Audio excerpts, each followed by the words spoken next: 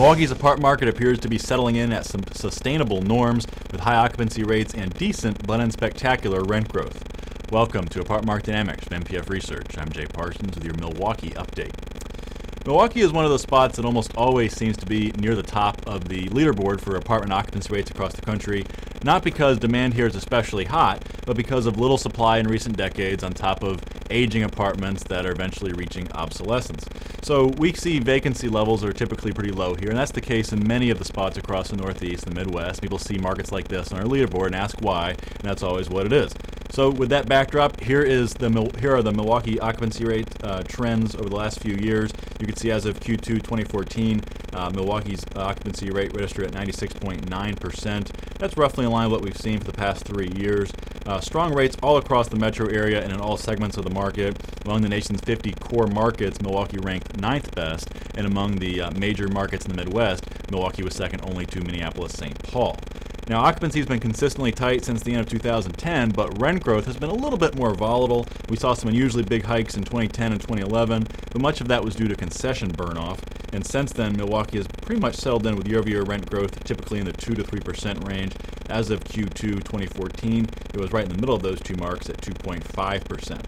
Now, that is a full 100 basis points below the U.S. average as of Q2, but it was actually the second largest hike among the Midwest 10 core markets. Only St. Louis outperformed Milwaukee, while Indianapolis tied for second. Not a lot of rent growth overall in the Midwest region over the last year. Two of the stronger markets in the region, Chicago and Columbus, they're down right now due to some big supply volumes. And another strong market, Minneapolis-St. Paul, they're also dealing with a lot of supply, plus operators in the Twin Cities just don't like to raise rents.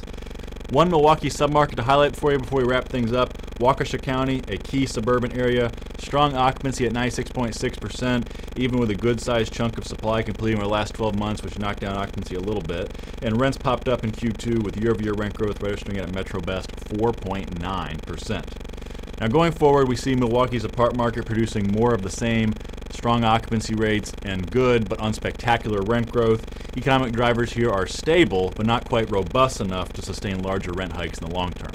And that wraps up for Milwaukee. So until next time, for Apartment Market Dynamics and MPF Research, I'm Jay Parsons. Thank you for watching.